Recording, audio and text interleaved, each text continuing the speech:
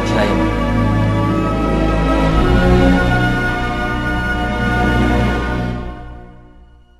సహోదర ప్రేమ నిలువరముగా ఉండనీయుడి, ఆతిథ్యము చేయ మరవకుడి.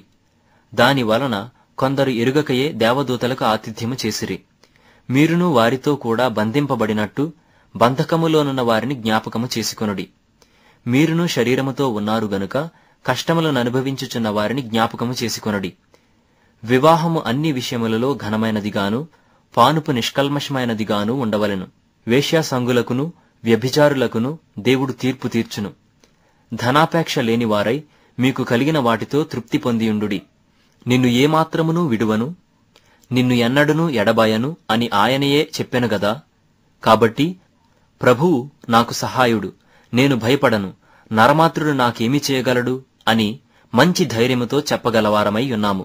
మీకు దేవుని వాక్యము బోధించి మీ పైని నాయకులుగా ఉన్నవారిని జ్ఞాపకము చేసుకొని వారి ప్రవర్తన ఫలమును శ్రద్ధగా తలంచుకొనుచు వారి విశ్వాసమును అనుసరించుడి.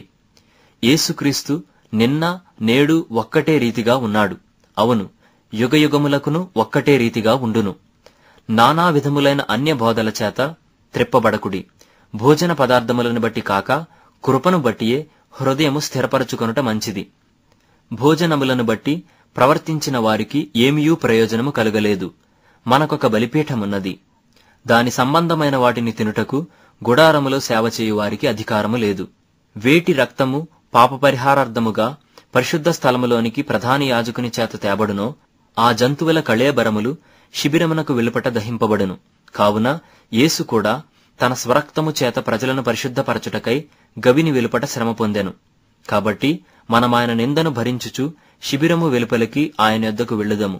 నిలువరమైన పట్టణము మనకిక్కడ లేదు గాని ఉండబోవు చిన్నదాని కోసము ఎదురుచూచుచున్నాము. కాబట్టి ఆయన ద్వారా మనము దేవునికి ఎల్లప్పుడూ స్తుతియాగము చేయుదము, అనగా ఆయన నామమును ఒప్పుకొనుచు జిహ్వా ఫలము అర్పించుదుము. ఉపకారమును ధర్మమును చెయ్య మరచిపోకుడి. అట్టి యాగములు దేవునికిష్టమైనవి. మీ పైని నాయకులుగా ఉన్నవారు లెక్క ఒప్పచెప్పవలసిన వారి వలె మీ ఆత్మలను కాయుచున్నారు. వారు దుఃఖముతో ఆ పని చేసిన ఎడల మీకు నిష్ప్రయోజనము గనుక దుఃఖముతో కాక ఆనందముతో చేయునట్లు వారి మాట విని వారికి లోబడియుండుడి.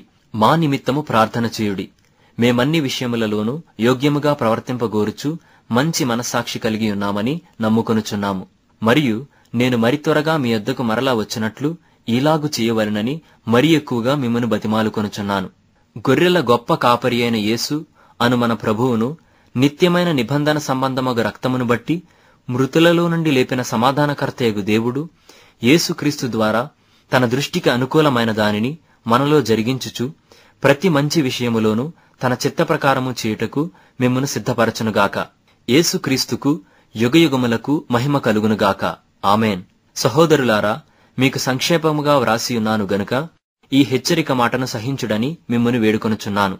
మన సహోదరుడైన తిమోతికి విడుదల కలిగినదని తెలుసుకొనుడి.